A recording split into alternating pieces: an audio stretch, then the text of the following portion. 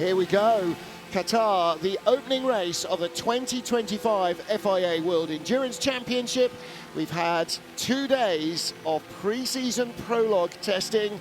We have had 14 hours of running before the race weekend even got underway. We've had 3 free practice sessions, and now we head into the first, where we start to understand who's got what. Welcome everybody to the Gulf state of Qatar, where we started last year and again this year. The first of 8 races in the FIA World Endurance Championship between now, the end of February, and the end or early part of November. We'll have 3 races leading up to Le Mans 24 hours and 4 after it. We've got plenty to talk about in both of the categories of race car here. LMGT3, the ones that look like road-going supercars, and Hypercar, the ones that look like flight of fantasy spaceships.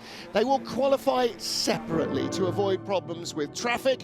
LMGT3 go first. In the booth, Martin Haven, Graham Goodwin and world champion Anthony Davidson.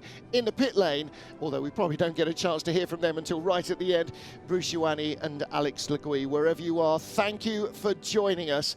And Anthony, a little bit of pressure on some of our new drivers and new team combinations, but there's a little bit of a change of regulations for us to get our heads around as well. Yeah, so last year we had the bronze drivers only competing and qualifying in the LMGT3 category. This year we see the silver drivers injected into that mix as well. So you'll run the bronze drivers in the beginning, and you have the choice whether you run the bronze driver or a silver driver for the second round. So the Hyperpole will be battled out, I assume, all by the silver drivers. So yeah, a bit of a mix up there, and I think it's I like this new style of qualifying. It gives both drivers that, I think in many ways, they bring money to the party. They fund the team, so it's only right that that it gets to drive the car when it's feeling at its absolute best. Little bit of work going on concerningly on the 88 car. Graham Goodwin, 2 separate parts of qualifying, and not everybody takes part in both. The first 12-minute session, free for all 18 cars,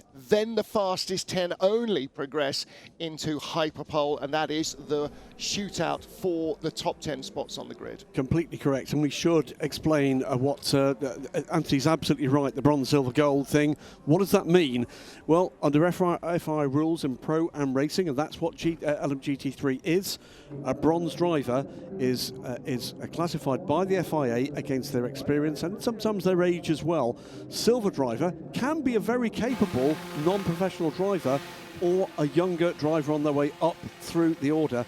Then you get into gold, which is a full professional driver. Platinum is a full professional driver that may well be a factory driver, ex-Formula 1, etc., etc. So it's a way of making things as fair as possible. And to tell you how the age thing works, I just saw a driver manager walking through the paddock this morning who's an ex-Formula 1 driver and is now a bronze because of his age, Mark Blundell. So Anthony Davidson's about 35 years from that, but at one stage will be a bronze driver.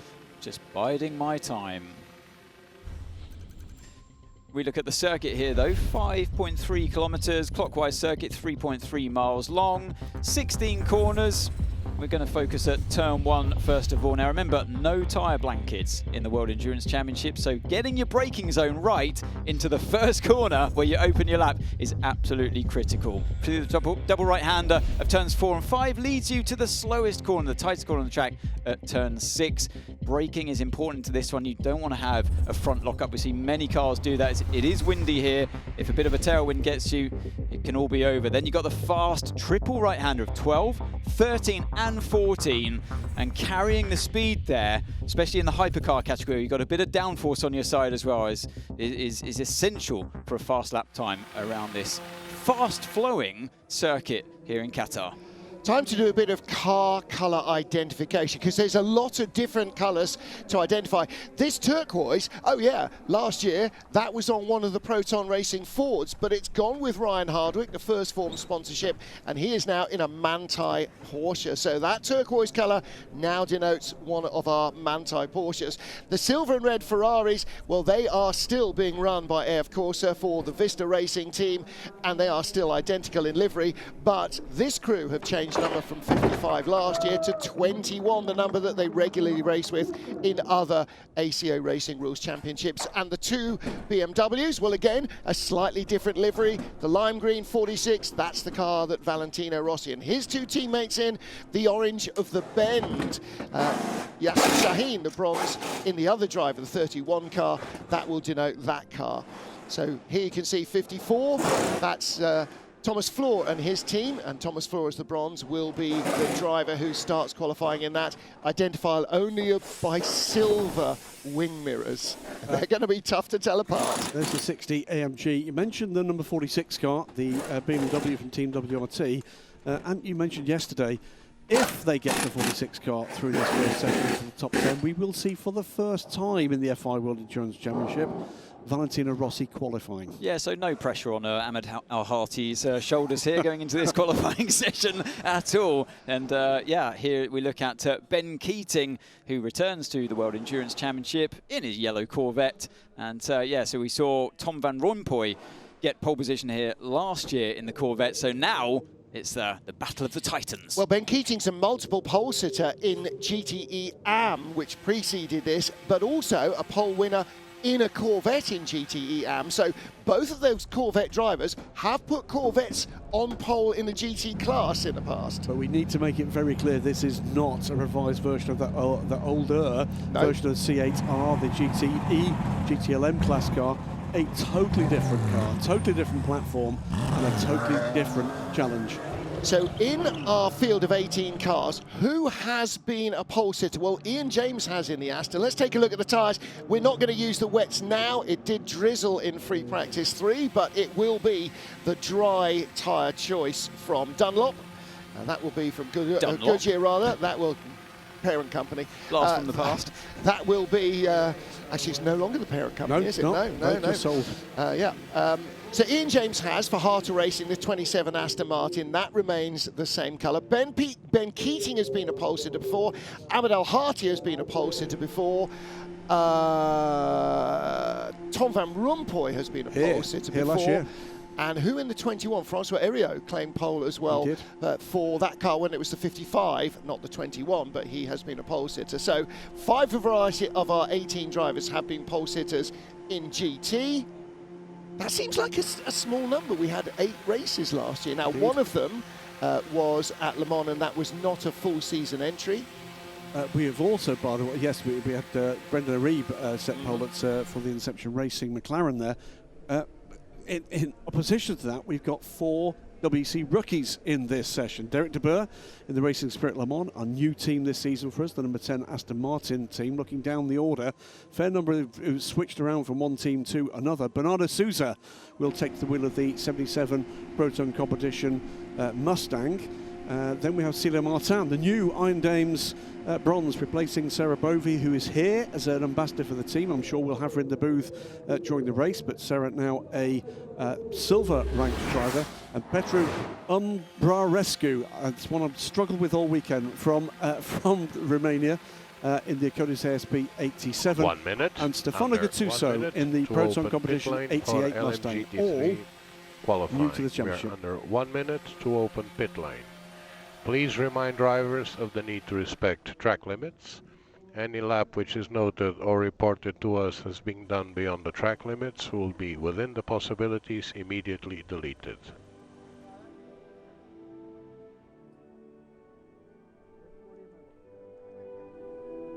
Podium ceremony for our historic race going on. 30 seconds to start LMGT3 qualifying.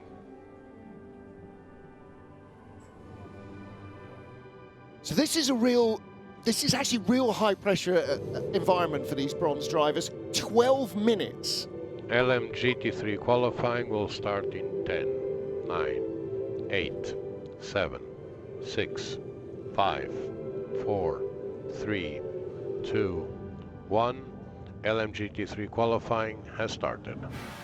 So 12 minutes. First thing you've got to do is get out on cold tyres without destroying them. So that's 2 of your 12 minutes gone. You might need another lap to bring them in. So that's nearly 4 of your 12 minutes gone. It's a really focused moment for these drivers. They will all have had, hopefully, a chance to do at least one qualifying simulation run towards the end of free practice, when today the conditions were vaguely similar.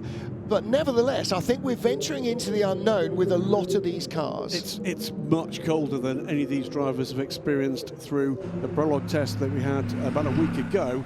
To tell you who's aboard these cars, Racing Spirit Le Mans, as we say, Derek De Boer, experienced gentleman driver, has made his way up in the number 10 car. The 21 Vista AF Corsa car, Francois Heriot, a pole sitter last year and a race winner in that car as 55, on board briefly at least with the Mustang, I think it was there. Ian James returns with the Heart of Racing team number 27 Aston Martin Vantage. The Bend team WRT BMW, Yasser Shaheen, he switches cars this year from Porsche to the BMW. And Keating, great to have him back on board with Darren Young, another driver who has switched brands from BMW, this time United Autosports and the 95 McLaren. And loving it. I talked to him about the difference between the front engine cars that he's used to, not just the BMW and the McLaren. He said, I'm really loving it. Ryan Hardwick, now he's changed from front engine Ford to mid-rear engine Porsche. And again, that is an enormous change in driver instinct. So there's a lot of unknowns here. And he's in his 4th consecutive weekend of racing this car, or car very similar to it. 2 weekends with 2 4-hour races apiece in the Asia Le Mans series for all 3 drivers in this car, taking a race win a couple of weeks ago, but they've had plenty of time to get this car underneath them. So you see the cars weaving around as they're desperate to try and get that any kind of temperature into the tyres. So what we usually see with the bronze-rated drivers is that the lap times continue to improve for a long way into this session. Maybe not right to the end, but tyre wear is fairly low on this track anyway. It's a high-grip circuit, but the temperatures are cold, as we've mentioned. So what we usually see with the bronze drivers is as they get up to speed themselves, even though the tyre might have gone past its peak, their lap times still continue to tumble. So, yeah, don't get excited too soon. For the bronze drivers, it's all going to come at the end, really, than at the beginning. So they're not going to, with all due respect, squeeze the best out of these tyres right from word go. Now, the only team that claimed 2 pole positions last year, Manthey Racing. Yep. So it's a well-known car. Manthey is the de facto factory Porsche team. Let's not make any mistakes about it. So Ryan Harwick and his teammates up to speed in the car with arguably the best Porsche exponents on the planet.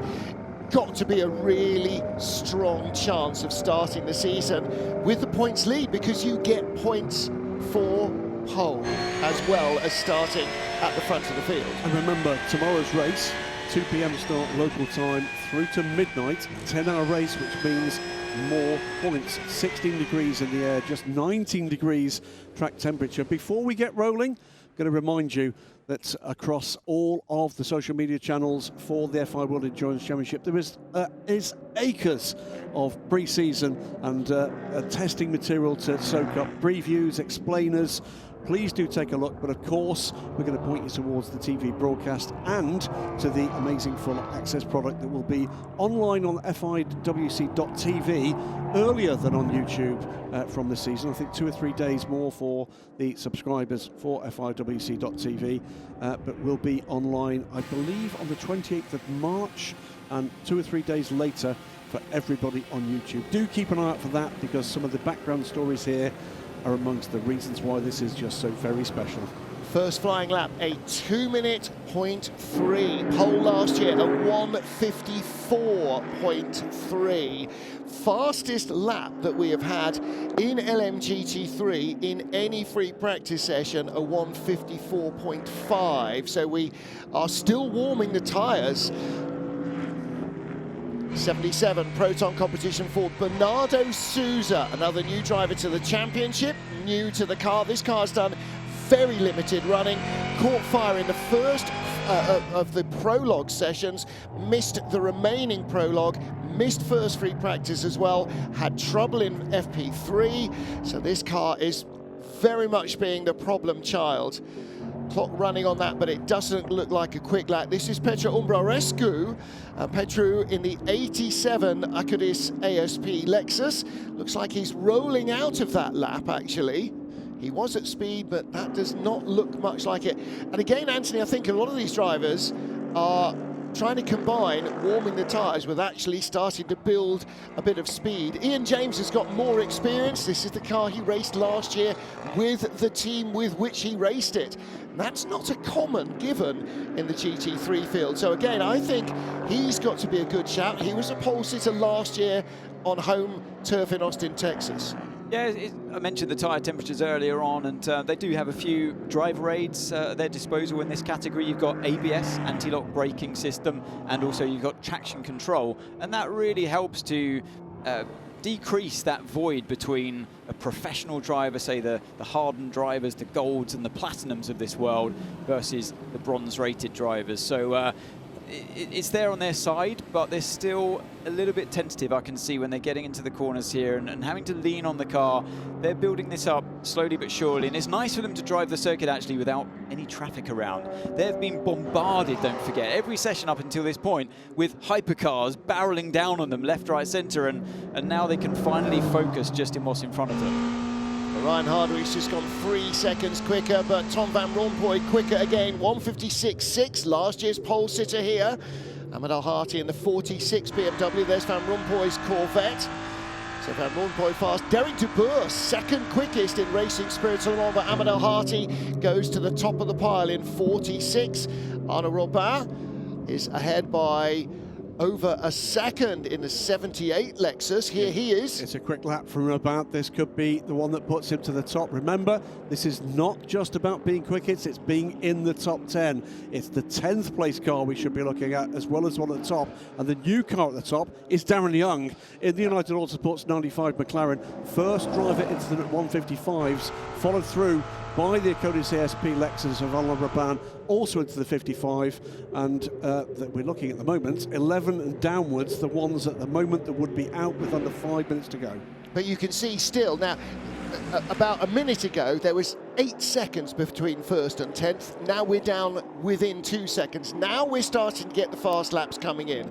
Fifth fastest there, that's the Ferrari of Francois Heriot, was fifth, he's now up to fourth. And there is Ian James, car number 27.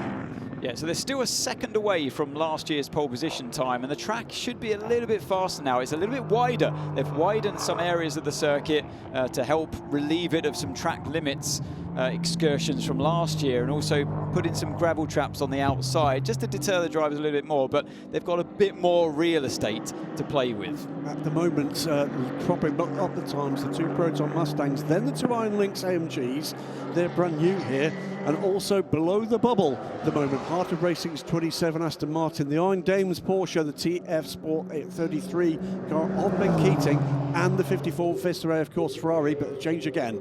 Well, even as you mentioned, the 27 Heart of Racing Aston, Ian James jumped from 11th to 4th with that lap, and there's Ben Keating. Does he improve? He doesn't improve, actually, 1.37 away. Yeah, three personal best sectors there for Ben Keating, but yeah, not enough to challenge Darren Leung, who tops the times at the moment. And you can see your top 10, the drivers that are going to make it through at this point into Hyperpole, or at least hand over to their silver drivers. Claudio Schiavone, the boss of the Iron Lynx Racing team. New venture for them. They ran Lamborghinis last year. They're running the Mercedes AMG. All of the drivers are saying what a good car it is for the gentleman drivers as Arnaud Robin goes top of the pile in the Lexus. But they're not finding the pace yet.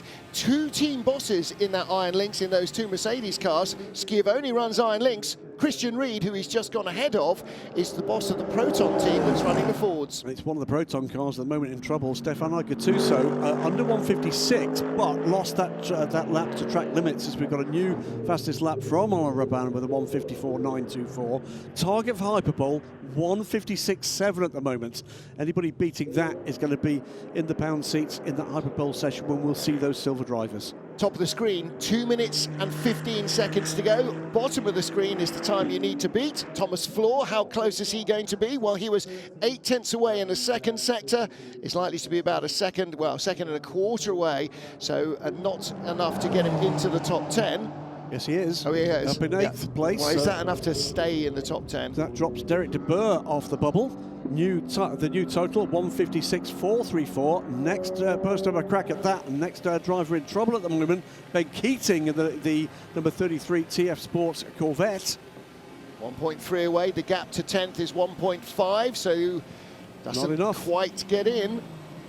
He's not getting as much out of the Corvette as I expected he might. This is Yasser Shaheen. As Ben was saying, he was struggling this morning with the conditions. Ran the car off the road briefly as well this morning in free practice 3. So, for whatever reason, not showing the form we saw from him earlier in the race meeting. V8 versus V8 versus V8. The V8 Lexus ahead of the V8 BMW, ahead of the V8 Ford Mustang. Yeah, Darren Leung just increases the, or gets back onto top of the timesheets at the moment. Just 7/100ths ahead of Robin. Look how encouraging the performance of the Lexus duo are, Arno Robin and Petru Îmbrarescu. The Lexus was absolutely nowhere at this stage last year. Brand new car to the team and brand new championship for the team. What a development cycle they have had. They were struggling with systems integration. The LMGT3 part of GT3 was proving to be a real problem for them. We're going to see Stefano Gattuso. Can he make it in this number 88 car? He's lapped quickly enough to get into the Hyperpole, but did break track limits in doing it. Can he do it this time? Looks like he'll be close enough. And he does, yeah. 10th. Just 10th at the moment. Yeah, skin of the teeth job there, but he's done it with only 13 seconds remaining. Drops Ryan Hardwick off the bubble and out of Hyperpole with 9 seconds left. What can Keating do? But they're all on laps. Now, you have to do it now because the checkered flag is out now. So this is the last chance saloon for Ben Keating. It's Ryan Hardwick has come through to complete the session. Ben Keating's not going to make it. Well, for the final corner, what can he do? He might. 56.3 to get in. 14th at the moment. Cross the line to go P12. No, it's not quite enough for Keating. Now, one of the Fords is in. Sebastian Gattuso, Stefano Gattuso is still there. Derek de Boer, 12th place. Doesn't improve enough. Bernardo Souza for Proton in the 77 car. There's 10th, car 10, that is Derek de Boer. He's completed his session. He's not going to go through. What can Yasser Shaheen do? What can either of the unlinked cars do? And Bernardo Souza on this lap. No improvement from his best, but there's still time that could be made up. Left a little bit of time on the table there in the penultimate corner. Didn't quite let the car flow enough. And 154.851 the top time, but 156.3 is the target time to get into that top 10. Yasser Shaheen looks like he's got a better shot, only 1.1 back in Sector 2. Neither car has made that through. The irony, of course, for Ryan Hardwick is the car that just beat him to the Hyperpole is the car he was in last year. Ouch. So Ryan Hardwick has taken the checkered flag. And the final car, Thomas Floor, still to take it, and James Cottingham, he won't need to improve on that. Cottingham comes into the pit lane now. Must be so strange for the silver drivers waiting there, thinking, am I going to drive? Aren't I going to drive? Yes. Well, and the good news is that car number 46 did make it through, so for the first time ever, we're going to see Valentino Rossi compete in qualifying. Oh, but the disappointed young man we saw on screen there, that was Ben Tuck, and he's had quite the week with the big fire for the 77. Whilst he was at the wheel, absolutely nothing to do with him, but that cost them pretty much the entire Prologue test. But he will not be in Hyperpole because Bernardo Souza has not made it through on this occasion. And they had barely an hour in before it caught light, and then they missed free practice 1 as well, so they've had free practice 2 and free practice 3. They've had about 5 hours of running of that car among the 3 drivers, while everybody else has had nearly 20. Sarah Bovey there watches on thinking, yeah, wish I was in the car. I'm sure I could have got through into the Hyperpole, but yeah, you know, if you, basically she's done too well. She has. And now she's not a bronze driver anymore. She's been upgraded to a silver. The irony is, now she can't race. Yeah, you can say that to her when she's in here later. So the margin, by the way, in and out of Hyperpole between 10th and 11.066 seconds. That's how tight it was. And you were saying, Martin, about how this field was compressing into that top 10. 1.5 seconds is the gap from 1st to 10th. and going even further down to Ben Keating in 13th, under 1.9 seconds. Well, here are the cars that do go through. Both cars from United Autosports, both Lexus from a Curtis ASP, both Vista Ferraris, one each of the BMW, the Aston, the Corvette and the Ford. And as you say, the irony is that the Ford that was being driven last year by Ryan Hardwick is the car that denied him a shot, because he is 11th. Neither Manthey Porsche made it through. The Iron Dames is the other Porsche run by Manthey. So, padded up in the pavilion, but finally getting to come out to bat is the doctor, Valentino Rossi. As you said, you have the option of keeping your bronze in if you think they're quick enough, or you can bolt in your silver. And as you would imagine, just like Olympic medalists, gold is better than silver, is better than bronze. That's the overall appreciation of their ability, their history, their age, their talent, everything put together. So you can see the counter on the side there, the length of the pit stop for the Iron Dames Porsche. That's not going back out, so Celia Martin is in there, just going through pit entry for the team. Big surprise that neither Manthey car has made it through into the Hyperpole for this session. One of the Aston Martins, one of the TF Sports Corvettes, one of the WRT cars, and both of the MGs join them on the sidelines for the 10 minutes Hyperpole session. Both of the MGs? AMGs. AMGs, indeed. We don't have any MGB GTs in this one. They would be a little off the pace, we think. They would be. And for those of you tuning in who missed FP3, first of all, why? You might have now noticed that they've got a new LED panel on the side of the cars with the time ticking up there as the cars were stopped. Graham, take it away. What is it? It's they are more than just a number panel, position panels. These replace the long established position lights on the side of cars in the FIA World Endurance Championship. You can see it just there by the 27 number panel. They will show that whilst out on track, for the most part, the position of the car in class. At times they will show the class logo. If you're here at the track, and by the way, later in the season, why shouldn't you be? They'll also show, as the cars cross the line, the state of energy in the car. And on pit lane, they do a remarkable array of things. They'll show the full pit stop length of time until the fuel hose is plugged in. And that's what we saw just ticking up, didn't we, as the car sat there from having come into the pit lane. If it's on the pit lane, without the fuel plugged in on a GT car, it'll show you how long it's been on pit lane. As soon as the fuel is plugged in, it will show you the replenishment of charge. It will actually physically show you that graph coming up. And then when we're into a full race pit stop and they start with the wheel change, then you'll see the element within that pit stop that has taken the time to change the tyres on the car as well. So lots new for us to learn and look at. It's going to be a very interesting season for all sorts of reasons, not least of which there is so much that's new, even though the vast majority of the cars are not. So many changes in team and driver, so many changes of livery, and in some cases numbers as well.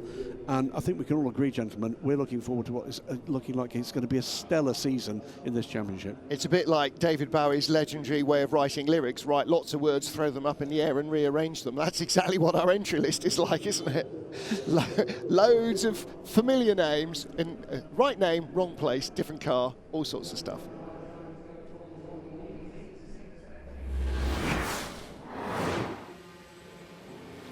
12-minute qualifying session for the entire field has boiled down to the fastest 10 cars now. Under 1 minute to start LMGT3 qualifying. We may eventually start on my call and not with the lights. We're having problems connecting to the pit wall. Yeah, not least of which is the start light gantry, which in our first support race of the afternoon didn't go off at all. I'm not quite sure why the drivers decided to leave, but they all did in one go. Anyway, 10-minute session in Hyperpole, and this defines the top 10 positions on the grid. 30 seconds, under 30 seconds to start Hyperpole. Under 30 seconds to start Hyperpole, we're having problems with pit exit lights. Please follow my countdown. If necessary, ignore pit exit lights. And that is an absolutely hard and fast rule. You never ignore the pit Hyperpole light. will start in 10, 9, 8, 7, 6, 5, 4, 3, 2, 1. Hyperpole has started. Hyperpole has started. Now, you and I are hearing the race director, Eduardo Freitas. The drivers are not, but their engineer will have the radio keyed open going, ignore the light if it doesn't go green, you must start, and give him the countdown to echo Eduardo. So good to see that that worked manually, or the light worked manually, rather than having to ignore red lights, which is never a good feeling. Waiting now for one or two of the cars just to get a little space here, just 10 minutes for this Hyperpole session, and the array of silver talents start to come out. 27 Heart of Racing cars. Zach Robichon, Valentino Rossi we've already talked about in the 46 Team WRT BMW, Francesco Castellacci, the man with the most Italian name on the planet, in the number 54 Vista AF Corsa Ferrari. United Autosports 59 car with Sebastian Boe, which is from Lexus this year. Another new name in the FIA World Endurance Championship, the 78 Lexus in the hands of Finn Gersitz. Right, down in the pit lane, Bruce Giuani. We're going to catch up with Yasser Shaheen. He was in the 31 BMW, changing to the BMW team this year, but not making it through. Yes, sir. Can I... some words behind, sorry. Can you take us through? I know that you're really disappointed because you were going to make it in the top 10, but what happened? I just learnt that there was a track limit infringement at 14, which surprises me, frankly, but I guess that happens.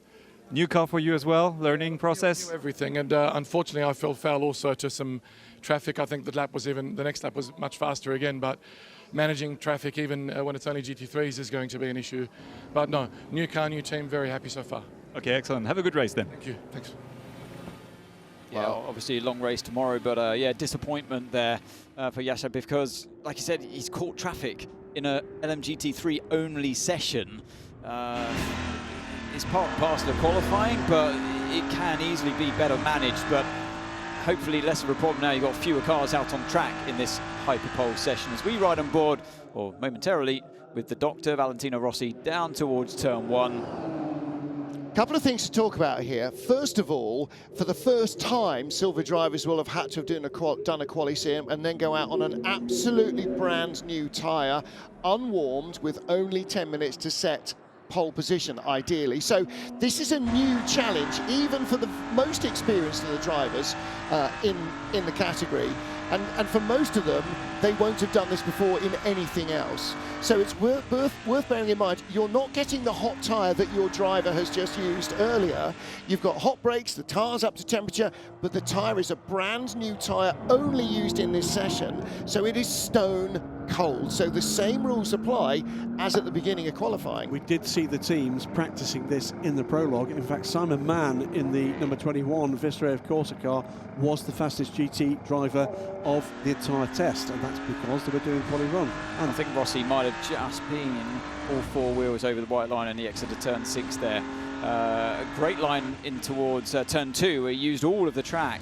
But staying within the white lines, I'm pretty sure maybe we need to see a replay of that one on the exit of turn 6, and we'll keep an eye to see if the stewards have noticed that as well. But I think from when I first saw, pretty close. I have to tell you, he is blisteringly quick on this first flying lap. By blisteringly quick, I mean he's 4 seconds quicker than anybody else at this stage of the session. So he's finding the pace. Is he going too quickly, too fast, too quickly? No, I finally got my words ordered. Well, he won 9 world championships by knowing how to make a tyre work, and with a much smaller contact patch. It doesn't necessarily translate, of course it doesn't, but he has got phenomenal feel. Tiny little run wide maybe out of the final corner, but he's still got another 6 minutes, and that's probably another 4 laps. He goes to the top of the times, first driver through on a flying lap. It's a 1:55.186. That's a good lap already. His first sector time beaten on this current lap by one of the Acodis ASP Lexus, but let's see what the time coming behind here is from Rui Andrade. Well, we know what Valentino Rossi and Ferrari and Lamborghini, but predominantly Valentino Rossi, added to the gate in Imola. Can you imagine if there's a win for 46 here? I mean, we won't be able to fit the number of fans that want to get there into Imola City, never mind into the circuit. With the reshuffle in the way in which this is done, we're going to be celebrating some new pole-sitting heroes this season. We saw those battles between Ben Keating and Sarah Bovey a couple of seasons ago. You're looking at something there? we're just riding on board with Schmidt here. He's clearly warming the brakes up and more focused on getting the energies right in the car. But in doing that, he's already got the fastest first sector by almost 3/10. So what can he do if when he stops playing around? There's a lot more speed in that Lexus to come, of course. And the other point to make, by the way, you're absolutely right. They did notice, and Valentino Rossi's lost that time. Yeah, it was either there or in the final corner. I think it's 2 moments where I believe he may have gone over, only just. But well, they're eagle-eyed out there, aren't they? The marshals and stewards. So, like they said, any corner on any lap in qualifying will be deleted, no matter how fast or slow it is. And there again, look, all over the white line on the outside of the track, all 4 wheels over the white line before turning in to that particular corner. So, I mean, the big wide cars, it's hard to see exactly where you've got to have a feel for where your wheels are. But yeah, just using a bit too much of the track there is Rossi, and I think that lap's going to be deleted as well. Just 4 minutes remain in the session. And we're not yet down to full times for pretty much anybody other than Valentino Rossi. He's just gone under 1:55. We'll keep an eye out and see what happens in terms of any review that's coming his way. Here comes one of the McLarens. This is Sebastian Boe. This is Sean Gelael, my apologies. first to the line. He goes top. And Sebastian Boe, as you say, on another quick lap, he was 1,300 on what was the fastest time as well. Well, what's happened here? Is this the track limits as well? Yes, it is. Bing, bing, bing. Well, that's not remotely in question, is it? But that was Sebastian Boe, not Sean Gelael. Yeah. Fingers, it's aboard the number 78 Codis ASP Lexus. Came into sports car racing a couple of seasons ago in LMP3 and is a quick young man. So Fingersits goes second. Clemens Schmidt still warming the tyres and brakes in 8th place at the moment. Well, no, he's going for it now. Look, he's 4/10 up. Well, that's Gersits in the 78, not the 87. So this is Clemens Schmidt. But forget it already. He hasn't improved. Forget it already. Look, not even to the end of the lap, and the track limits came into play there for Schmidt. So these drivers got to be more careful. And there's Rossi really on the over the ragged edge there on the exit of that corner at turn 10, I believe that was. Not a personal best in the first sector, but not his best in that second sector coming up. Yeah, it's only gone yellow there and 6/10 away. He's got the speed, hasn't he? He just needs the discipline, really. It's 2.5 minutes to go. It is United Autosports number 95 McLaren that leads the way. We're on board now with Valentino Rossi briefly. The problem is for these drivers, they get used to during free practice using all of the track, going over the track and focusing on the lap time only. They don't get penalised for track limits in free practice. And you come to qualifying, suddenly it bites you. All 4 wheels off on the inside of 16 there. So this one has to count. This was a big handful of opposite lock. Yeah, here comes the moment into turn 10.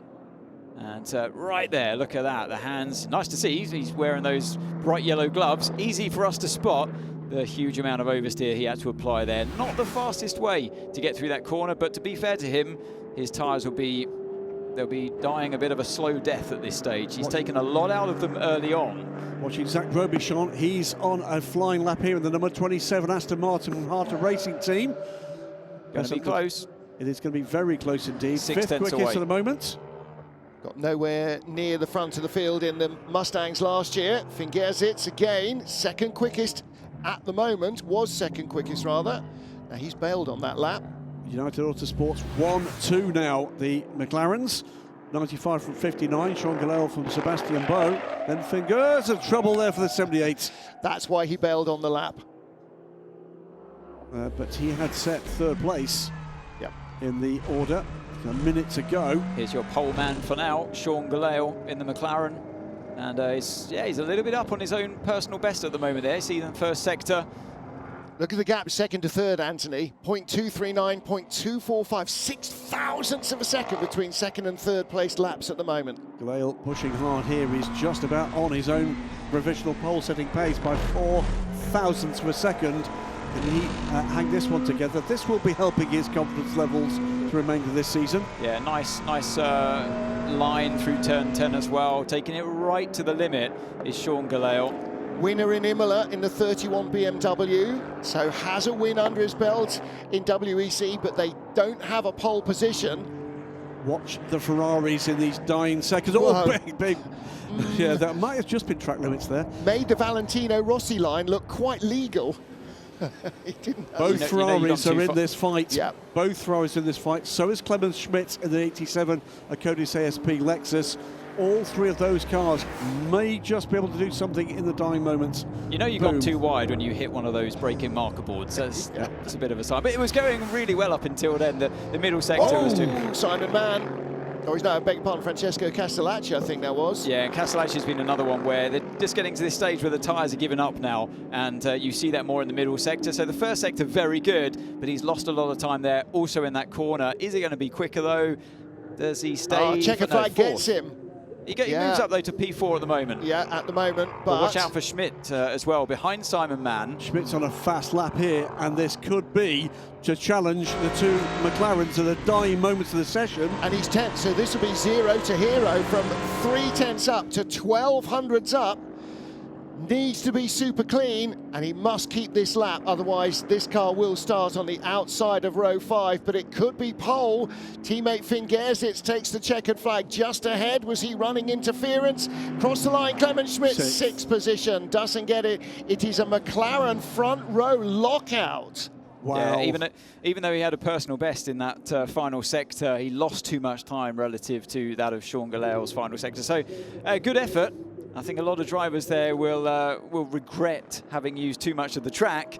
They had more potential in their car, but yeah, it was Sean Gallale that got it together when he needed to. Well, again, what a difference a year has made in this United Autosport McLaren program. When they came here last year, they could not keep the car together. They were having so many problems with the torque sensors that are mandatory in the category. They just struggled even to get it to do laps. And now they're fine-tuning it and locking out the front row of the grid. Smiling eyes aboard the number 95 car from Sean Gallale. He'd have been told by the team just exactly what's going on there. That switch to BMW, from BMW to the United Autosports, and McLaren has made it. The two cars separated by just under a quarter of a second. And by the way, the top 7 in that session, separated by top 8, sorry, that session, separated by 0.75 of a second. And Graham, the difference between a McLaren lockout and having a Lexus on the front row, 6. I beg your pardon, was it 6? No, I think it was 3 thousandths of a second. It was 6 thousandths of a second, yeah. And to put that into perspective, I don't know what that is in distance, but it takes 7 hundredths of a second to blink the human eye. Astonishing. So that's a 10th of the blink of your eye. Well, and at whatever they're doing there, 260 Ks across the line, we're talking not layers of paint, but maybe the distance between the bumper and the front wheel. Vast encouragement for United Autosports. Also, real encouragement for a Codice ASP. I wonder if they're going to have to delay the start of the hypercar session to clear up the circuit there. There's still a bit of polystyrene on the front of the car there. That's part of the foam marker board still on Sean Gallale's car. That was his attempt to go quicker yet. Well, remember, it's Goodyear tyres on these LMGT3s, and it's probably on orders from the Birmingham Mafia to say, no, we don't want the advertising for that rival brand during our qualifying session, we'll just take it out. How could you possibly suggest that? Ow! It's divine retribution. Little baby Jesus. So, well, now then, who had money on United Autosport McLaren's locking out the front row, other than Zach Brown and Richard Dean, obviously? Well, Zach, I think, is due to be here for part of the race tomorrow to take some time out from F1 testing. I'm not going to say just down the road, because that's insulting, but in the region, in Bahrain. Yep. So he is due to be here for a few hours tomorrow, but he'll be getting the phone call from here. Great stuff from United Autosports. Great stuff from Sean Gallale and from Sebastian Boe. And what a result. 100%. Really, really encouraging. What a way to start a season. And it's not just you going, yes, it's really... You look back as the team at what pain we suffered here and in Imola and until it finally started to come together after Le Mans. And yeah.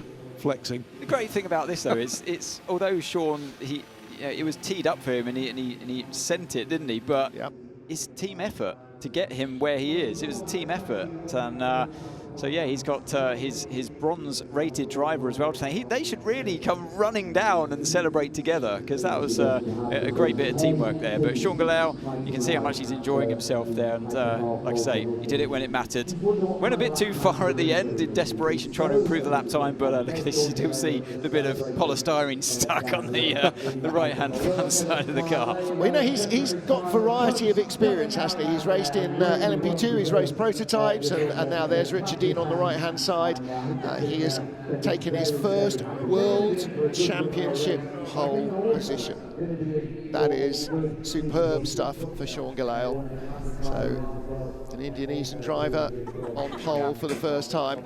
And you've got to say, Sebastian Bowe, great. And this kid, Finn Gersit's first competitive day in the championship, and he missed out by the most ridiculously tiny margin on a chance to be on the front row. But for Lexus, third and fifth again, all of last year's woes here will be instantly forgotten. Well, young Finn, almost unrecognisable from when I met him a couple of years ago in the Michelin Le Mans Cup, because he's about a metre taller.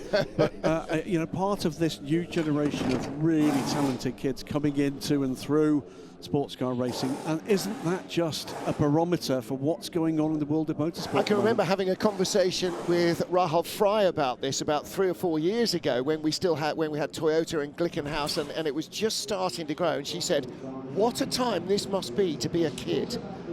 You're not looking at Formula One anymore, you're looking at this and the potential of being a manufacturer driver for years. If you get in on the ground floor of this elevator, the world is your oyster. And from making a name for yourself in GTs, there's no reason at all you might not end up getting picked up by a hypercar program. Well, Martin, that right there over the last 2 sessions was the immaculately prepared prawn cocktail. Now here comes the steak. Because, oh my God, what an era to be part of the FIA World Endurance Championship, and the biggest headline of the lot is this beast here. It does sound as good as all its pre-event PR. All of those little clips and loops that you've seen online, a wailing, normally aspirated V12. Even Anthony Davidson, who's not normally an emotional man, was weeping openly as he heard the car fire up the other day. It does sound very good, doesn't it? I'm not sure I went that far, but it was, yeah, it's a joy to listen to, it's a joy to look at.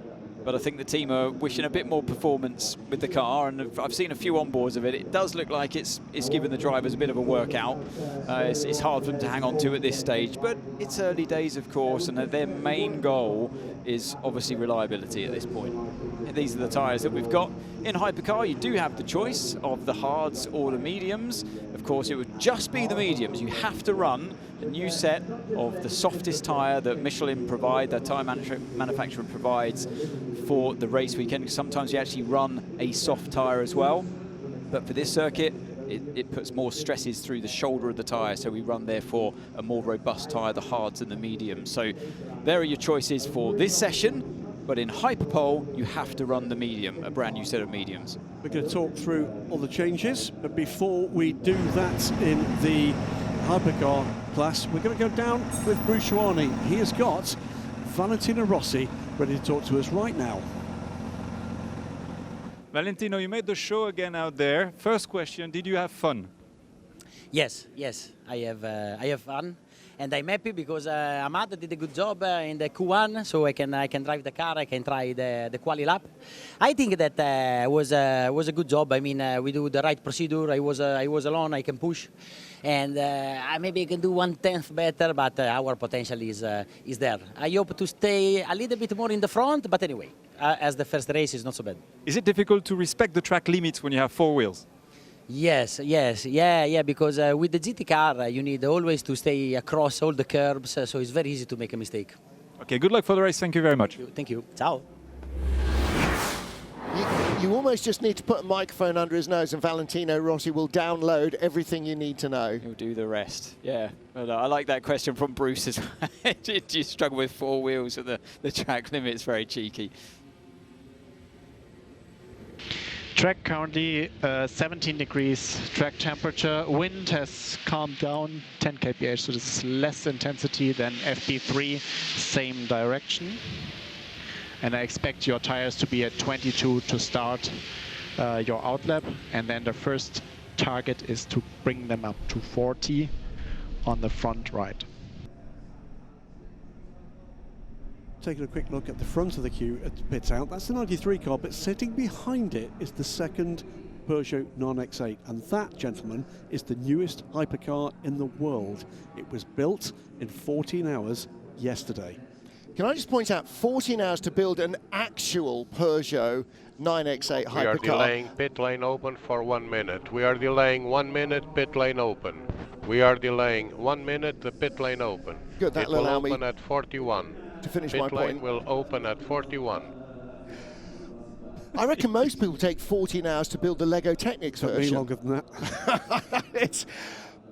That's insanity. And the team is saying they built it up around a new monocoque to avoid any potential problems. So they must have felt that there was, because that's not something you undertake lightly. Nope. Or without forethought. On event, as they say. I mean, in the prologue, conceivably, but between free practice 2 and free practice 3 and qualifying, oh boy, that's some kudos to those guys. It is Jota Sports employee number 1, our friend, car controller for the number 12 car. And this is one of the very big changes, Anthony, this season.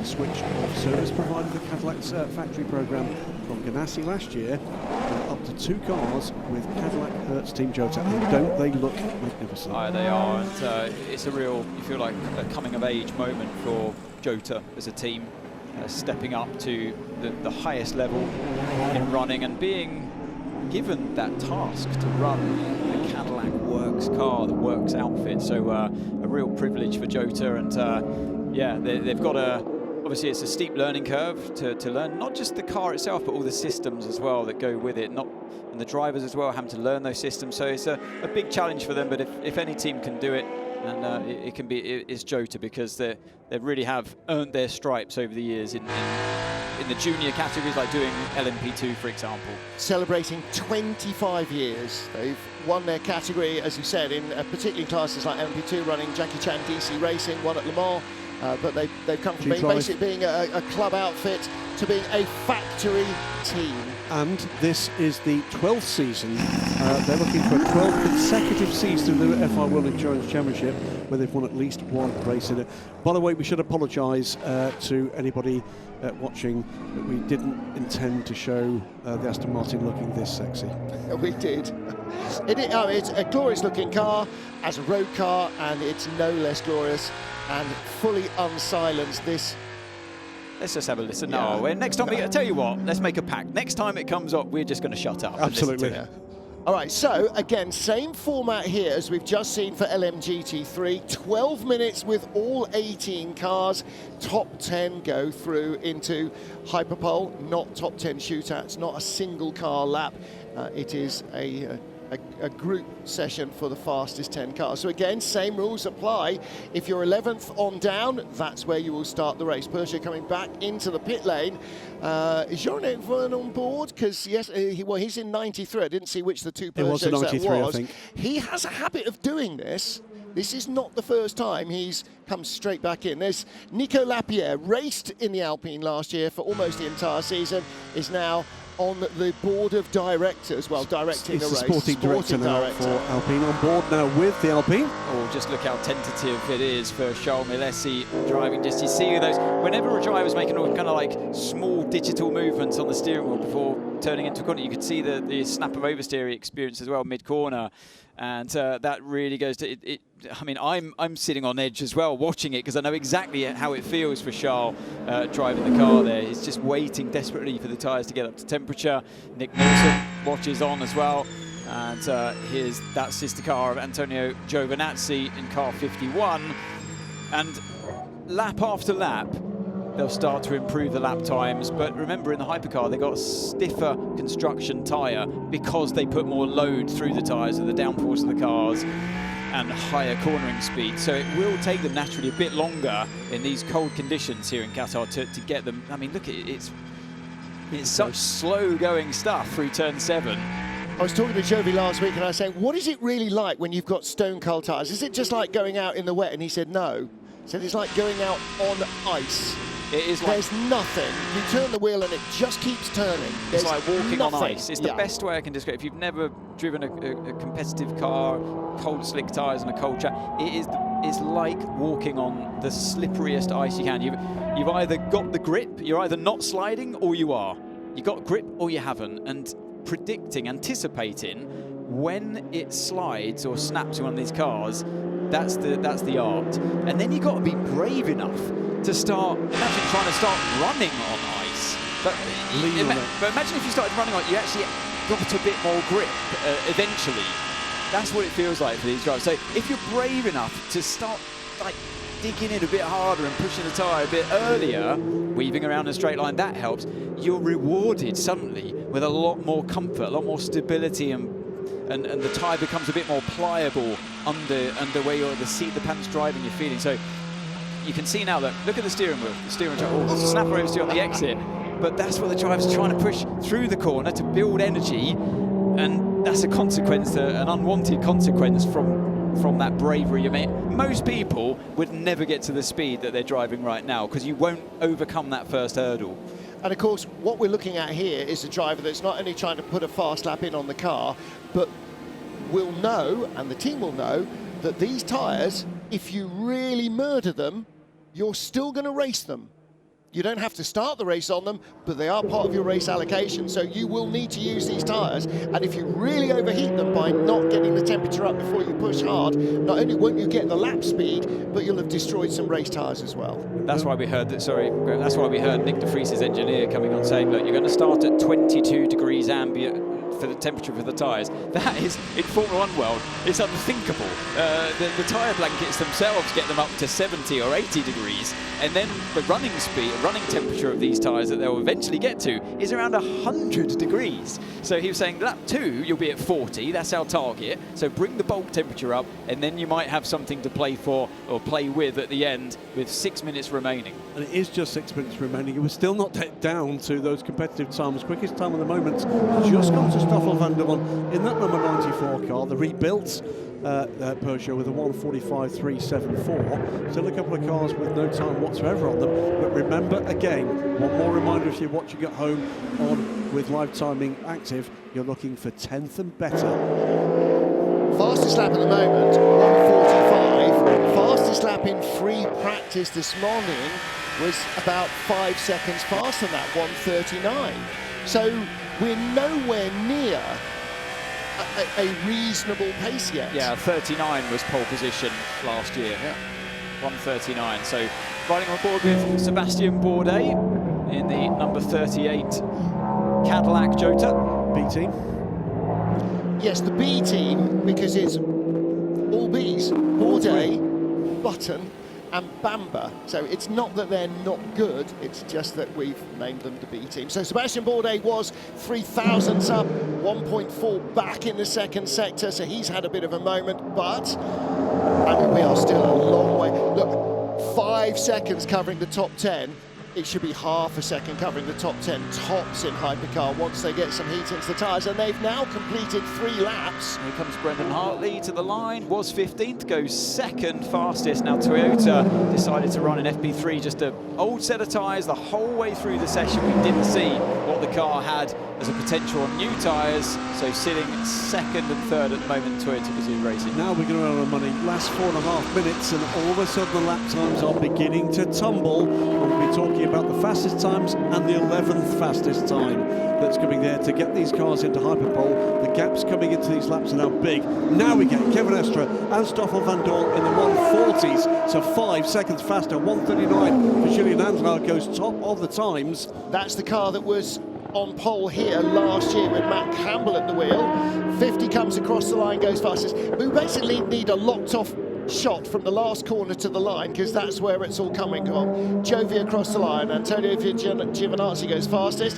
35 is Sharma Lacey. He's just popped up into 10th, bumped out the number 20 BMW. Dries van Toor goes third in the BMW. He's in the 39s. Top 4 under 140 now, and keeping an eye on that 11th place gap. It is 7 seconds between the top and 11th at the moment. That is going to come down and dramatically. In the last minute, Toyota have gone from 1-2 to 10th and 11th, and now back up to 4th. It is as each car crosses line. This is proper Formula One turbo era qualifying. Yeah, they've got the tyres into the temperature era 1, and now they've unleashed it. Now they're all pushing. So BMW car 15 goes P4 for now. Alex Lynn's on a good lap as well. A purple middle sector for him. And now we've just went second. We got Ferrari 1, 2, 3. Now we're going to start to switch, not think about the top time, but the bottom time in the top 10. It's the 94. That's bumped out. It's the 6 Porsche Chiavenestra 1:43.63 is the time to match or better. 38 Caddy, the B team, are on the bottom of the top 10. We've gone from 5 seconds covering the 10 to 9 tenths in 2 laps. Absolutely right. Well, what we're looking at the moment is people that are outside of the top 10, they cross the line and they don't just make it into the top 10, they go fastest overall. So, yeah, that is the rate of progress that we're desperately trying to keep up with here. Out of the top 10 as we speak, our World Drivers' Champions, the number 6 Porsche Penske Motorsport Group, our World Manufacturers' Champions, the number 8 Toyota, neither at the moment in Hyperpole. Too much traffic here for Neil Janney in the car 99 Proton competition. Too much traffic, and also a bit of gravel for good measure as well on the exit of turn 6. Right up behind the Ferrari, sorry, the penultimate corner, right up behind the Ferrari out of the final corner. So, yeah, a lap to forget for Neil Janney there. So out of the, still with 2 minutes to go, looking for a place in Hyperpole, the 6 Porsche, the 94 Peugeot, the Proton competition number 99, both Aston Martins, the 8 Toyota, and both Alpines. Sebastian Bourdais crosses the line to go P7, he was 10th, so a little bit more security there. Fastest lap, by the way, in this session has gone to Robin Freins, a 1:39.2, and it's 11 thousandths between him and Alex Lynn in the fastest of the Cadillacs of the number 7 Toyota pits. It's a minute and a half to go. Just under 1 lap remains. Mick Schumacher, P18, riding on board with him into that penultimate corner. You can see where some drivers run a bit too wide there. Into the final corner he goes, braking, the car hasn't got the grip on the rear, has it, as he tries to turn in. He's battling the oversteer. Is he going to improve on P18 at this point as he crosses the line to go P12? Still not quite enough for Mick Schumacher. Needs another one, but look, he's got time to do it. He will get this lap. There is not much traffic in front of him. Harry Tingle in 007, the Aston. 16th place, Astons are 15th and 16th. If they get through, they will be surprised, I think. It's improved time dramatically. They are way closer to the bubble than they have been.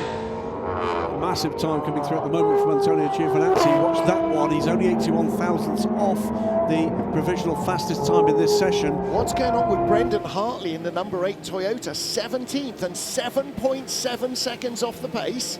Where's the real Brendan Hartley? And Charles Malaysia in the Alpine, have they lost laps? No. Wow. What can Sorensen do? P15 for now, only moves 14th. up 1 spot. No, not enough. No. 1-2 for Ferrari. Now 51 from 50, watching Jean-Eric Vergne. He's the one on the bubble, needs to improve this time to secure his place. It's a 1:39.963 for Vergne. What can he do this time? He's in, yeah, P9 for now, and it wasn't even his personal best middle sector either, so a little bit more time, but if the checker flag's out, is that going to be enough for Jean-Eric Vergne?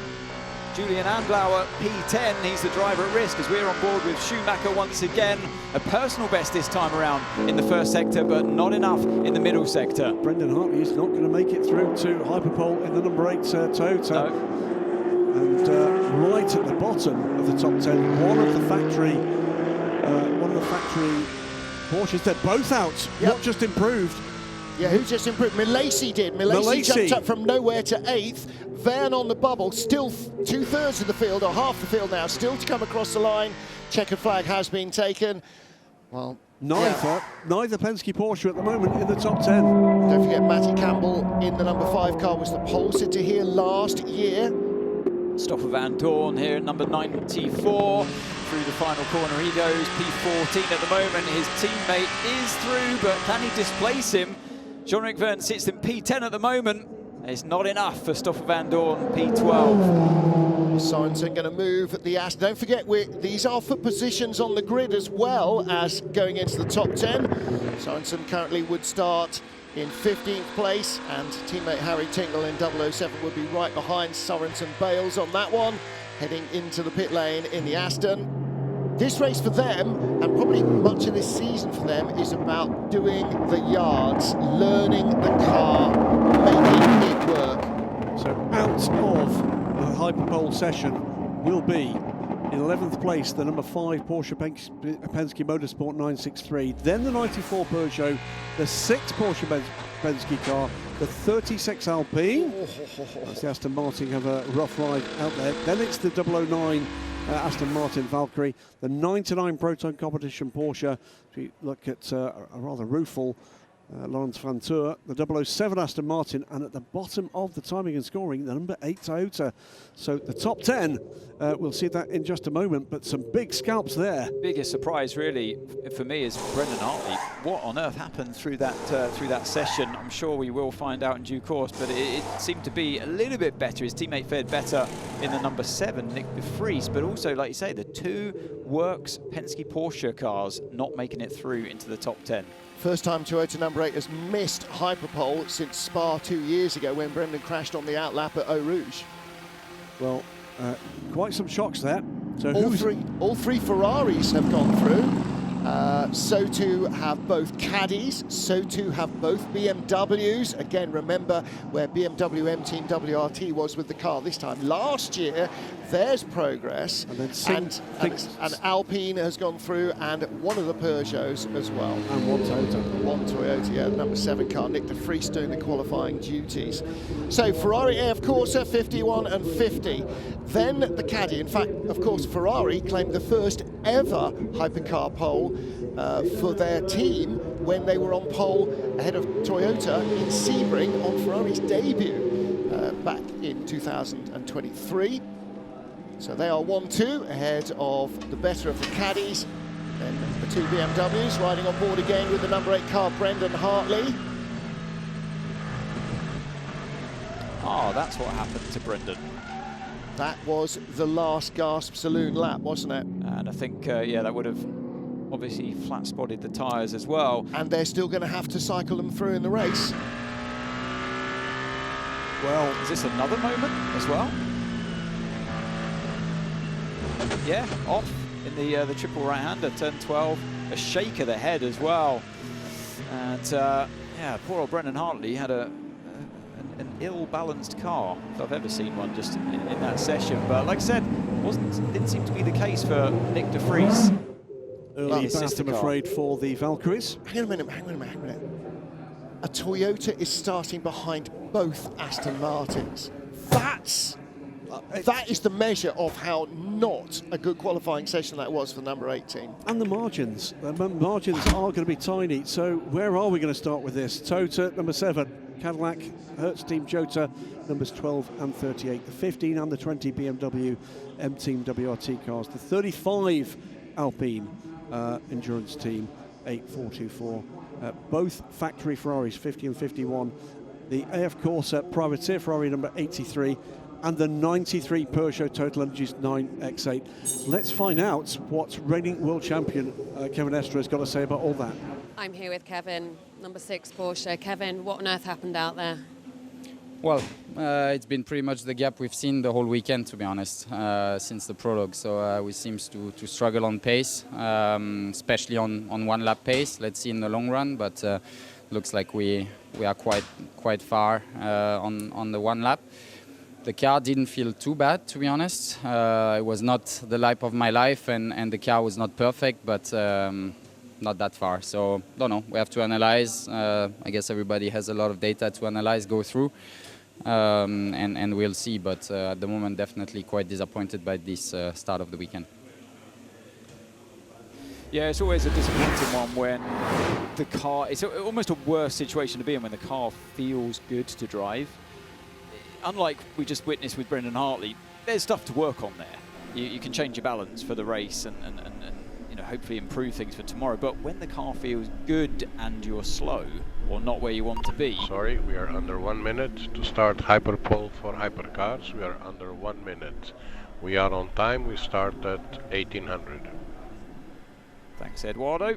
Yeah, well, I was just saying, when you're happy with the car and the engineer asks you, well, how can you improve it? And you say, well, I don't know, it feels good, but we're too slow.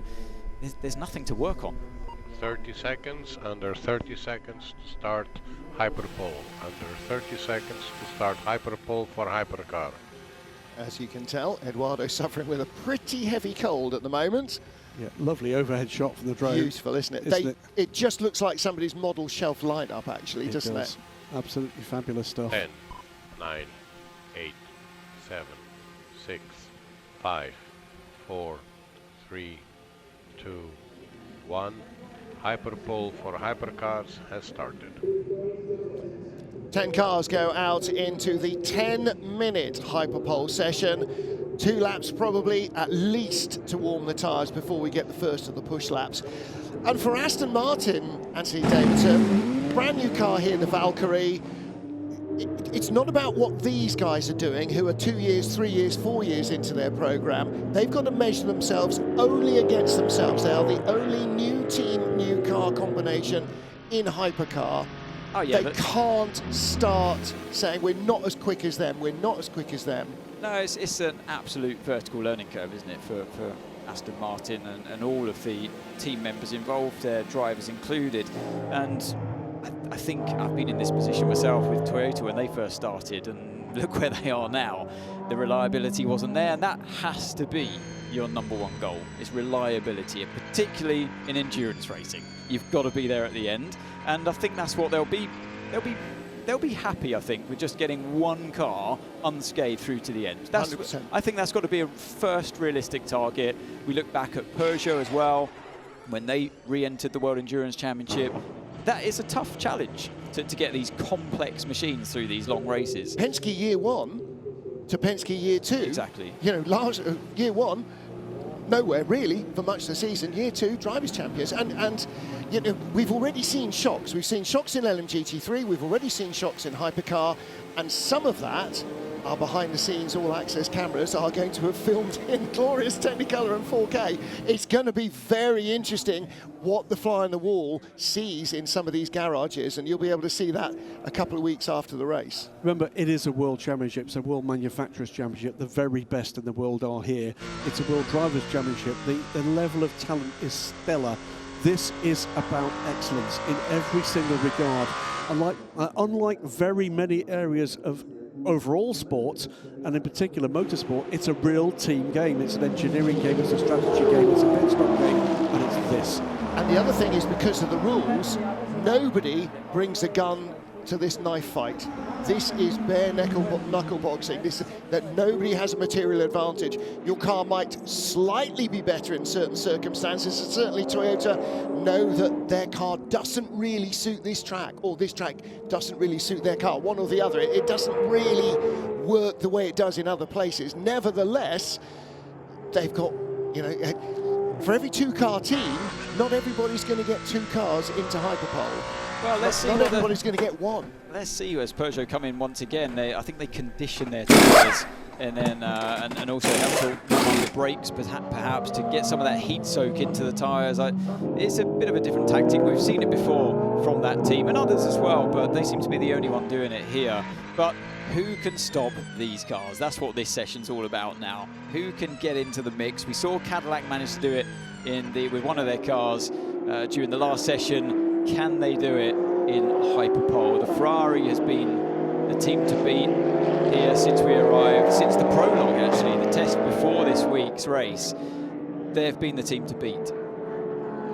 I'm guessing that wasn't the correct tyre graphic. I'm guessing that wasn't the correct tyre graphic, because they haven't done 32 laps in this session. This is only lap 2, unless they also have a very old set of tyres on and they're warming everything up before putting on.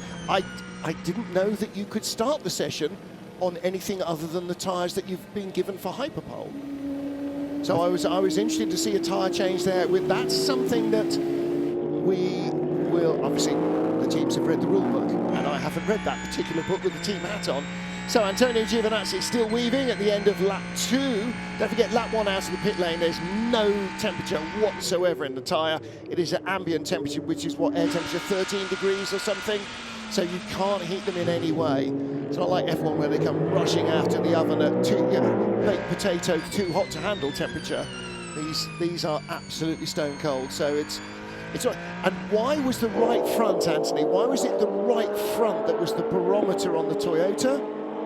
Because it's the one that does least work and will heat up least quickly. Of course, yeah, on this clockwise track and with the high-speed right-handers that we have here, it's going to always put more energy through the left side of the car, and therefore I think when you come to the pit stops tomorrow, we'll probably see teams just going for that left-hand side because you don't want to put all 4 tyres on the car because of the lack of warm-up that you suffer. So yeah, as we focus back on the main qualifying here, in the top category, Hypercar in the Hyperpole, you can see the purple sectors starting to fly.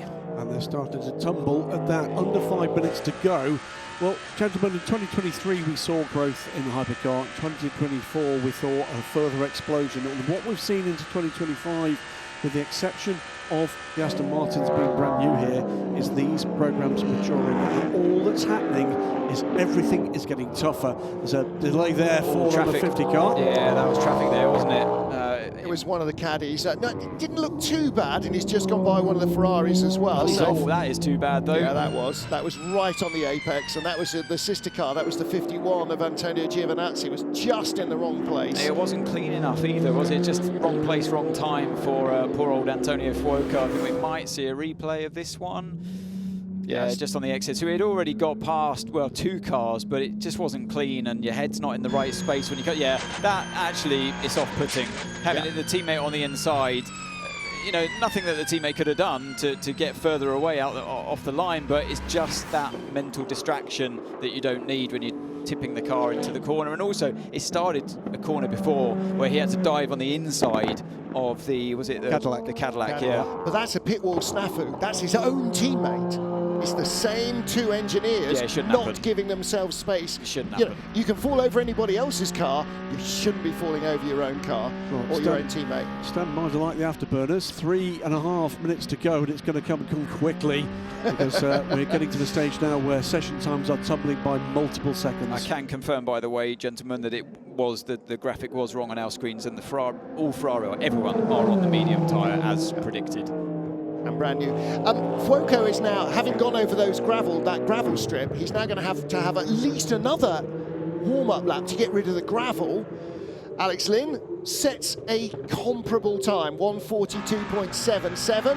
Last year's pole, 1:39.3, 2.5 seconds off. De Vries second. De Vries has looked good in the Toyota, hasn't he? And John-Eric Van, third at the moment for Peugeot. Some teams talking up Alpine's chances this weekend. Charles Milesi comes up to the line in one of those cars and goes fastest for now. Under 1:40, the first driver to do so. By 3.2 seconds, so that's the first proper lap. Here's Giovinazzi, half a second quicker again. Here we go, 2:20, enough for everybody to do at least 1 lap, and then most of them probably a second. Under 1:39, Antonio Giovinazzi 1:38.9, but it's Dries van Tor puts another half a second on it.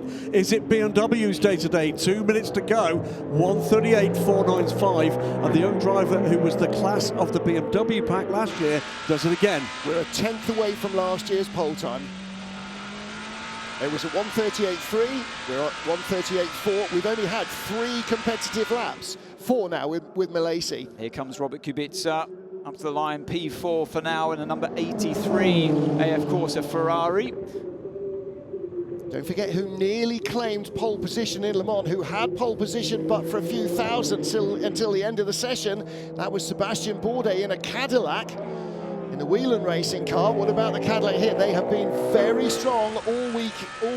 Yeah, Alex Lynn navigates it well through the final corner. P8 for now. What's it going to be as he crosses the line? Second place for the Cadillac driver. And what can his teammate do? Sebastian Bourdais in the number 38 Cadillac Hertz Team Jota further down the road.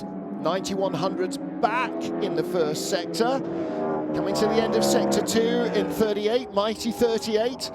Quarter of a second back. It's not going to be the fastest lap. No, look good in the high speed though. Can he make up some time in this critical final sector, fighting the car into the penultimate corner, turn 15, bring the car to the left-hand side, ease the brakes on as you get to the mid-corner point, switch it up and get onto the power instead. It's a critical process there as Bourdais now heads towards the finish line to go P4 only for now. Here comes the BMW right behind him. What's the BMW got? Does he go quicker? No, still 38.495 is the fastest lap, so 15 did not improve. What about Fuoco? Has he cleaned enough of the rubbish off his tyres after that off-track excursion? 10th to 2nd, 19 hundredths away. What a surprise that Dries van Tor tops the timesheets for now. As Alex Lynn sets not even a personal best through the first sector, but he's not far off of that fastest time. Well, we see not far off. It's 39 thousandths of a second. Well, now he's given up. Given that one up. And that is going to be, that's the end of his run. We're at checkered flag. Yeah, looking back at Fuoco here. Is he still, he looks like he was still pushing anyway. Alex Lynn, he's backed out of it, but Bourdais, who we pick up here in car 38, he now sets personal best in the first sector. What can this be for Bourdais? More yellow highlights on the 38 caddy. That's the way you tell it apart. And Bourdais still not fast enough in sector 1.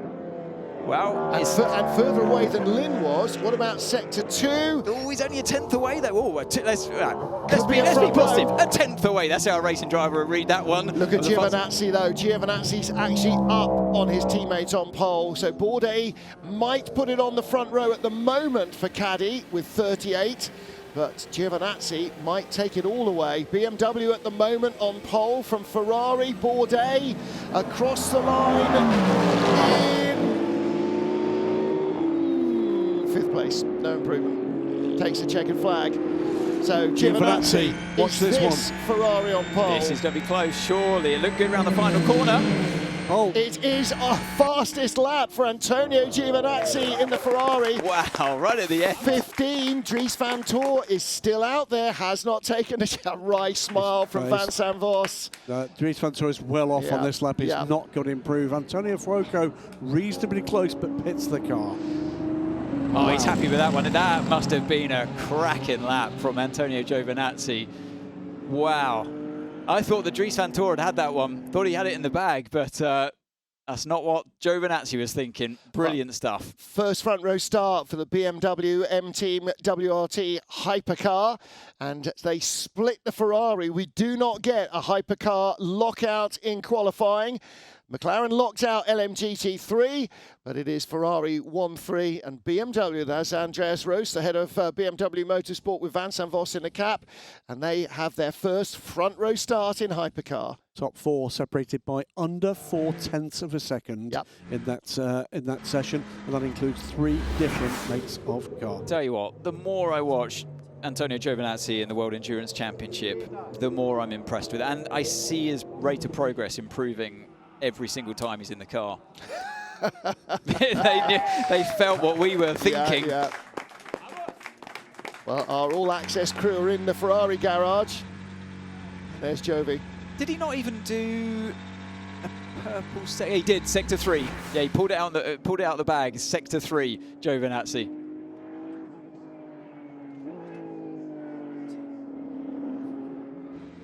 Did you do a track limit in this lap? Question.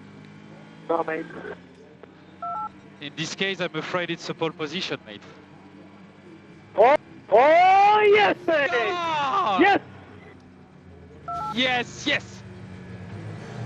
Chapeau. I mean, to be fair, the driver's always going to say, no, I didn't do it. Have a track limits excursion. I think they knew. I think that was beautiful mind play. I'm loving his engineer. If that's the attitude he's batting with in the first qualifying of the season, that's fabulous. We're going to have a lot of fun with that team again. That is fabulous. Yeah, sorry, mate, you're on pole then. Well, I mean, speaking to some of the teams before we got here, they were saying, give Ferrari the trophy now. They were so rapid in the prologue, but look at that. What a fight for pole position that was. Like you said earlier on, Greg, this championship now is so competitive. So close. Yeah, I mean, it's the new world order. I mean, Tota struggling here. We know they won't struggle in every race. Porsche struggling here. And all of a sudden, from pretty much nowhere at this point last season, BMW right up there. And Cadillac hurts Team Jota. What a start for them. and Alpine are in the top 10, and Peugeot get a car in the top 10 as well.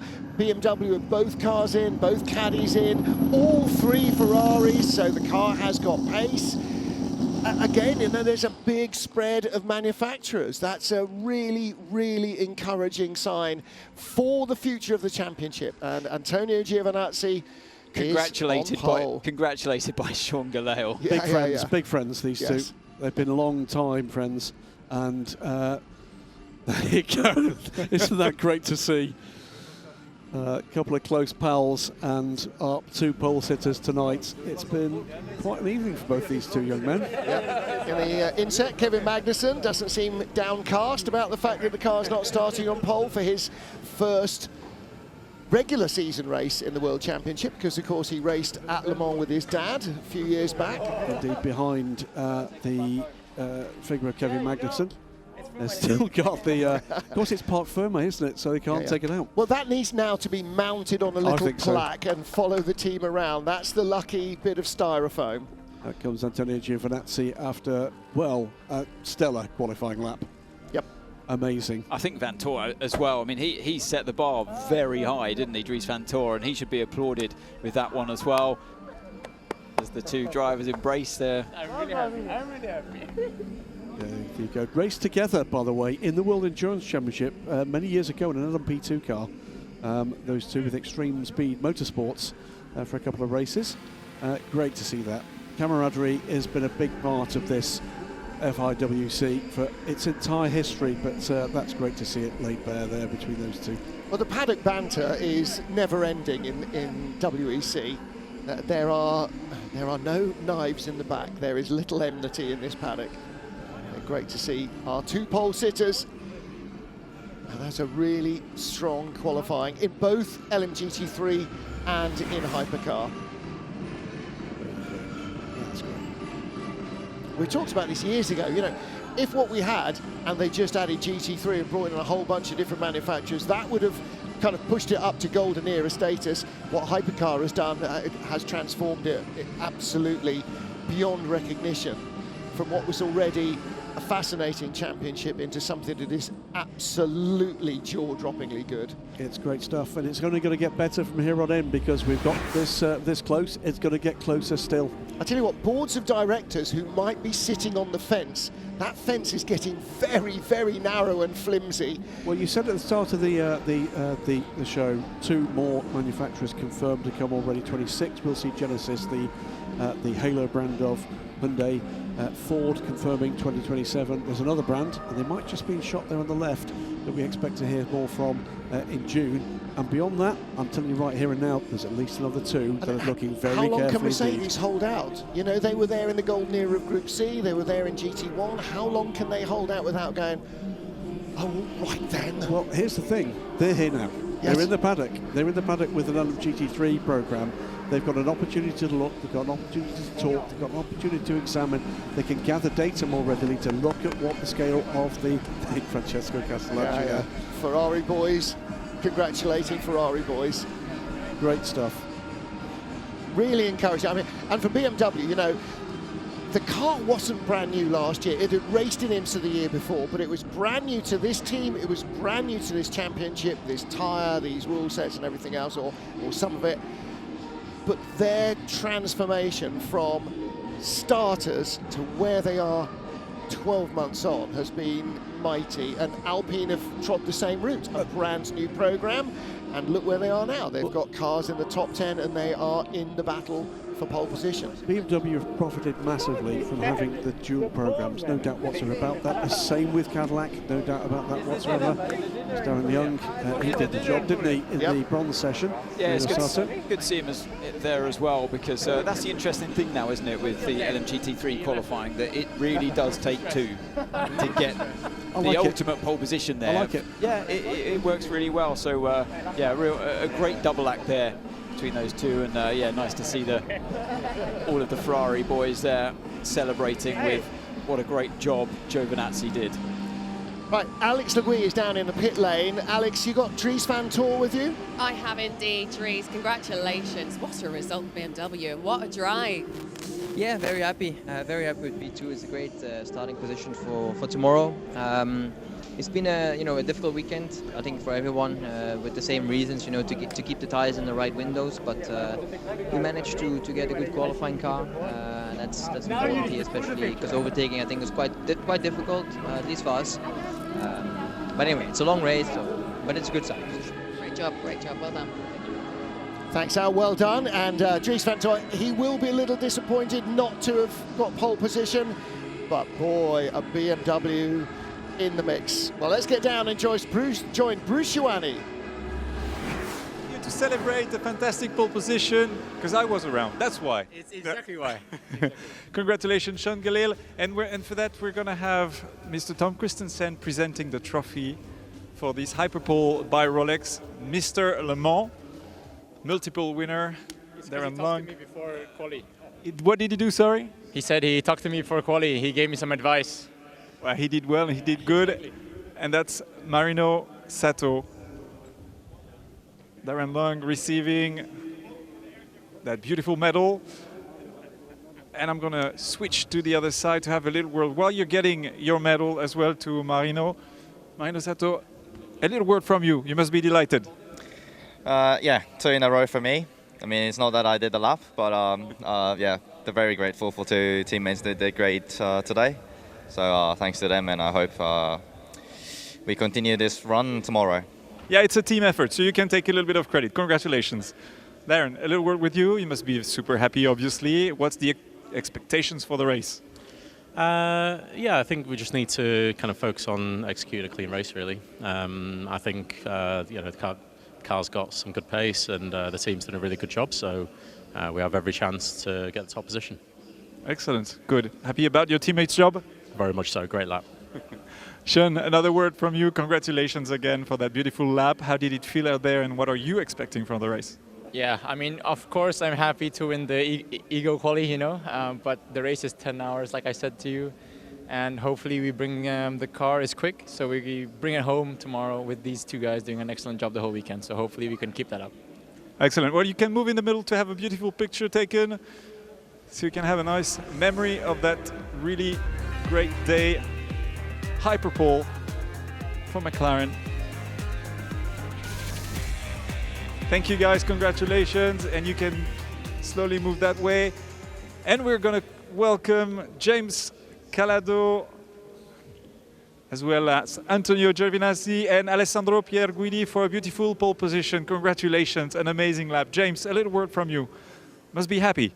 Yeah, I mean, I didn't do much. It was all down to Jovi, who did one of his superb laps, as he always does, pulls it out the bag. However, I think from last year, we've made a good step in terms of setup, and the car looks strong. All 3 Ferraris, and it's a good start. Obviously, it's a long race. Anything can happen, but it's a good start. Yeah, obviously. Thank you very much. Alessandro, you must be happy with your teammate. I'm super happy. He did an amazing job, incredible lap. I was watching the onboard. I was impressed, actually. And so I'm really happy for starting pole. I think it's quite important, this kind of track, which is quite difficult to overtake. So the best position to start. Excellent. Antonio, that very last lap, and we were talking with Anthony Davidson up there, and he said he sees you still improving from being a top driver, but every year, like taking off, shrugging just a little bit of performance again, and that very last lap was amazing. Yeah, thank you very much. First of all, thanks to Ferrari, to my team. We did an amazing job since Prologue. The car was fantastic. Last lap was great, really on the limit, but it was the last lap of quali, so I decided to put all together to give everything. And yeah, like the guys say, it's a good position to start tomorrow, especially in a track that is really difficult to overtake. It's a long race, of course, but I think it's a good start. Yeah, clearly remarkable lap. Congratulations. And now it's time to celebrate. And again, we're having Tom Christensen, Mr. Le Mans, that's going to present to you those medals for the Hyperpole by Rolex.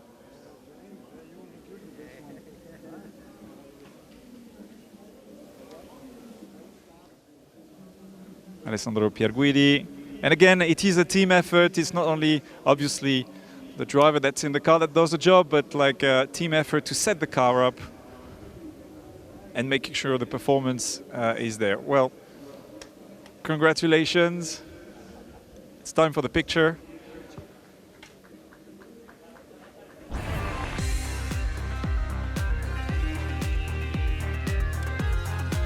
And now it's time to say goodbye for now. Tomorrow, don't miss out the start of the race. It's at 2 o'clock local time, 12 o'clock European time. We hope you'll be there with you. And see you tomorrow, well, for an amazing race with Ferrari, Porsche and all the guys going for the fight. That's the WEC and that's tomorrow. Bye-bye.